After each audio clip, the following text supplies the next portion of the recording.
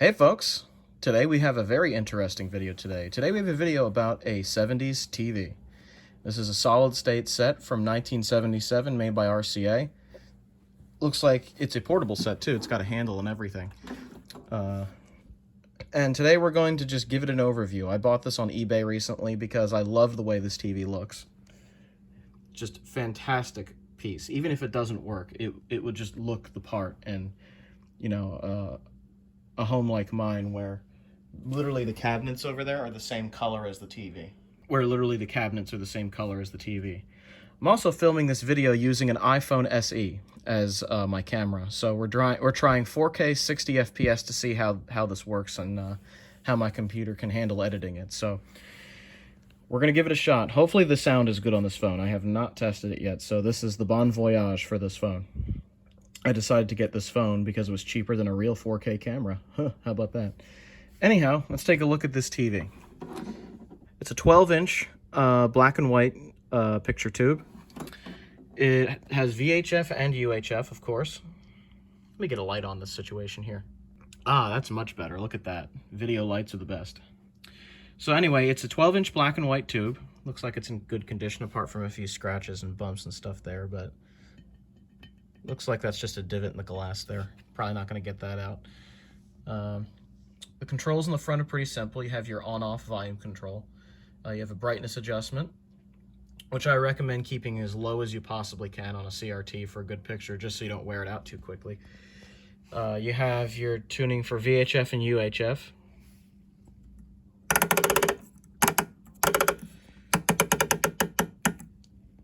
$69, dudes! And of course you have tuning up here. This tuning is just a set knob, but tuning up here, you have a fine tuning adjustment knob on the side there, which I don't want to touch because I've got it dialed in pretty well. But of course, to get to UHF, you just move it to there and then you can tune on UHF. Anyhow, that's the front of the TV. Let's take a look at the back, shall we? Which is hooked up to a bunch of stuff, but yeah. So this is how the TV came to me. I didn't clean it up yet. A lot of this dust and stuff I'm going to have to clean up. So it's your pretty typical solid-state television from the 70s. It's got a nice long antenna, actually. Really long antenna. Not that it's of any use nowadays with analog TV service just not being a thing in my area. Some people still get it, like Shango Sierra 66 still gets one channel that's, I think, being used for radio. So here's your model number. It's an AB121W, manufactured September 1977. Made in Taiwan. So this is back when they used to make these TVs in Taiwan and import them from there. And Taiwanese TVs are very good, so that's pretty cool. You have on the back you have some more adjustments. You have contrast, vertical hold, and horizontal hold. So all your focus adjustments and stuff like that you'd have to open up the TV for, which is fine. I can handle doing that. Makes me a little nervous, but I can handle it. So there you go. That is this solid state set. Looks like this TV back in its day would have probably been used in something like, you know, like a bedroom or an RV or something where you could just move the TV off of the table for if you wanted to eat or something. Like let's say in an RV, you have one of those little dining tables that can fit 4 people that is sort of attached to the wall. You could stick this on there, watch TV, and when it's time to eat dinner and you don't have enough space, you just take the TV off of the table and, you know, stick it somewhere else while you're eating or something. That way you could fit all the dishes and stuff on the table. So I could see a portable set back in the 70s being a very nice thing. If I was alive in 1977, I'd probably have a bedroom set that would look like this. And some of you that didn't grow up with black and white TV, I didn't, I grew up with color, but I understand the perspective that someone would have had having a black and white set like this. So it was your cheaper option back in the day. Color TV has existed since the late 50s. It didn't really start getting affordable until about the mid to late 60s. And even then it was still kind of expensive. So black and white was the budget option for a long time. And, you know, for most TV programming, it was good enough. Like, let's say this was a bedroom set. And all you were going to do was watch, you know, sports and news. More than enough. because especially for the news, because the news is just a talking head basically. You can hear what's going on, you can see what's going on, you can discern stuff. But let's say you wanted to watch a movie. A movie, I think, would be better suited to color, just because you're going to be watching that for an hour and a half or 2 hours or so. But for a 20-minute TV show with commercials, adding up to about half an hour, perfectly fine. Like, most TV programming back then, you could get away with black and white, no problem. Nowadays, not so much. People go, ew, that's in black and white, when they see an old movie, so, you know. This is a bit of a relic from the past, but I love the look of this TV. It just looks... I love the woodgrain 70s look. It's just like... It's LGR approved, that's for sure. So, what condition is this TV in? In the eBay listing, I saw that it was turned on and working. So, I tested it with a VCR, and it indeed produces a picture, although the VCR is introducing interference into the TV, so I've decided not to use that. Let's take a look at what kind of condition it's in after I've played with it a little bit. Sound does work, by the way. Get a nice bit of snow there, so it indeed works. Tuner might be slightly dirty, so might clean that eventually, but I'm just going to clean the outside and call it good. UHF works. I actually found a few UHF networks, or UHF channels that have what look like data on them. Let me see if I can find them. Yeah, there's one.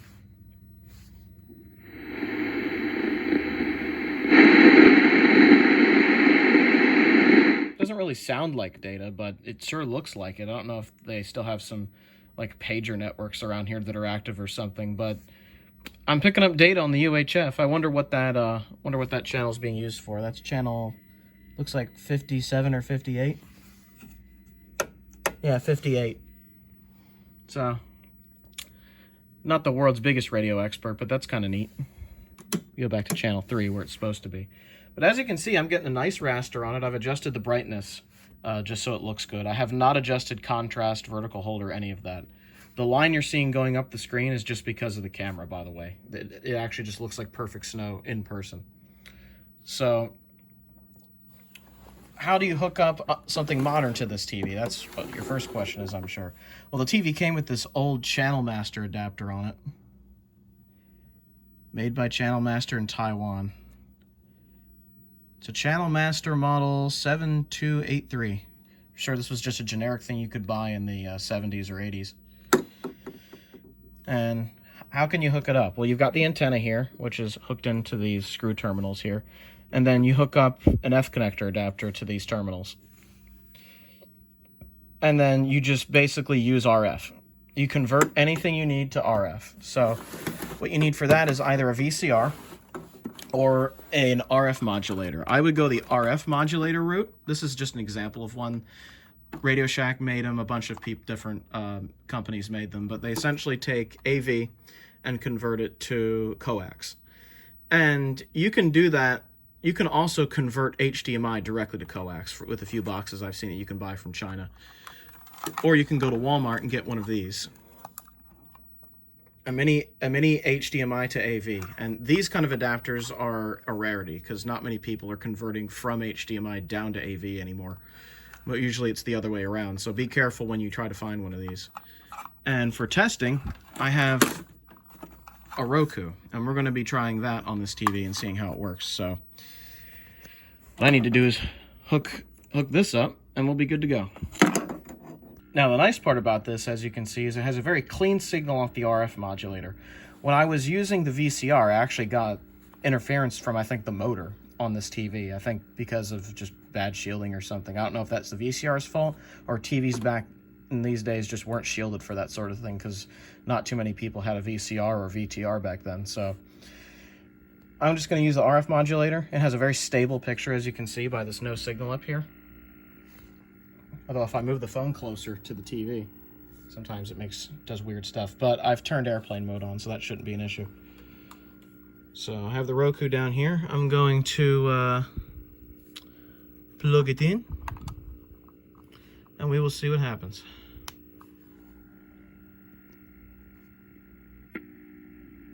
There you go. Picks up an NTSC signal. Look at that. Look how stable that picture is. That's pretty good. The alignment looks like it's a little bit off center, but that could be the adapter's fault.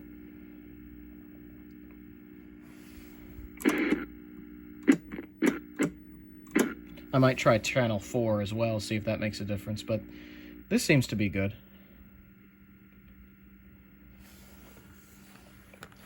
This is a Roku from about 2017, so it's a little slow. It's trying, as you can see. Look at that. We have Netflix and Hulu and all that stuff on an old TV like this.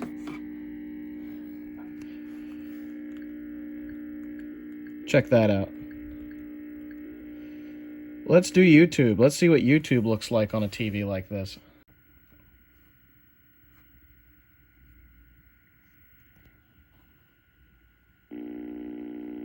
Oh, there's your Buzz-O-Matic sounds there.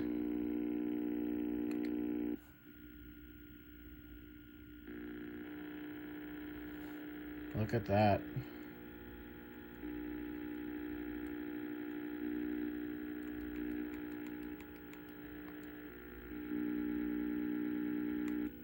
So when you go through these menus, it just does crazy stuff like that. Let me pull up a V-Westlife video, and we can watch it on here and see how it looks. Alright, let's find a...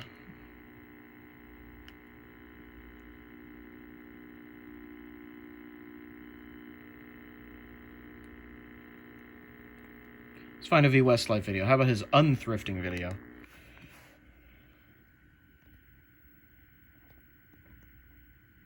On YouTube, you can find a lot of thrifting videos in which people show the items they've seen and bought at thrift stores. And that's fine. I like those videos. But in this case, I'm going to do the opposite. I'm going to show the items I will be donating to the thrift store. And there you go. That's a YouTube video being played on a black and white set. And you know what? The picture is very stable. No wobbling of any kind. And, as you can see, it looks pretty good. If I go in all the way, you can see kind of see the lines in the TV. Some of the items you may have seen in videos. A little bit of a crackle in the volume Items control. I show in my videos. Do I keep all of them? What kind of storage? Let's see another video with more movement in it.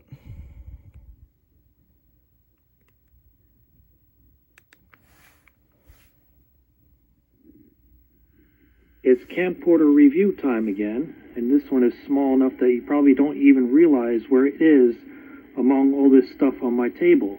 But it's actually right here. It's the Sony HDR TG5V Pure Titanium camcorder from 2010.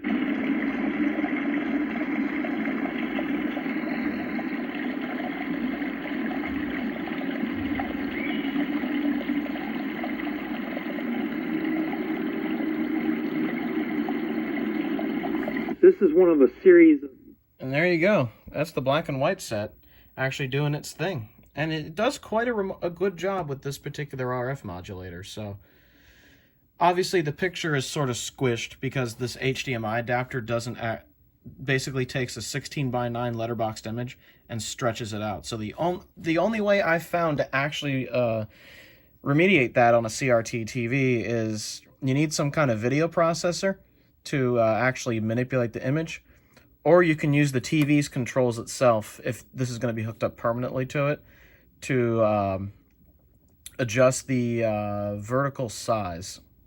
So what you could also do is just use a Roku that has a composite output. That's another option, which I do for a TV in my bedroom, which I haven't shown you guys yet. So that's another way to do it. It seems to work pretty well, but I think a lot of people, when buying these, will just be like, why doesn't it fill the whole screen? So, you know, instead of respecting aspect ratio, they just make it fill the whole screen anyway. So there you go. That's this RCA set. I'm going to play around with this a little bit, and then we'll conclude the video. Okay, I have this thing set up as my bedroom TV right now, just to give it a good test, and it's playing a file from this Raspberry Pi 2, and it's doing quite a good job. This is a 70s TV show, actually, In Search Of.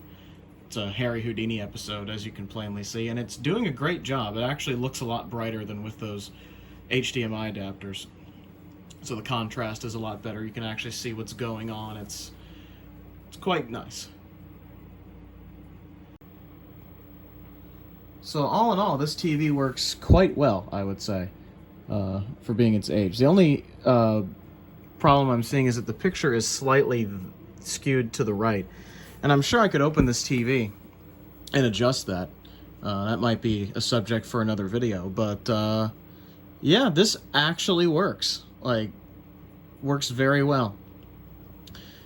And this setup I have here for the bedroom TV is actually built for composites, so things look correct. Aspect ratios are right. So, yeah, I need to work on this TV at some point and adjust it, but I'm going to use it like this for a while and see how well this thing works. So far, it's been completely fine. This solid-state stuff from the 70s is pretty good, so very pleased with the results.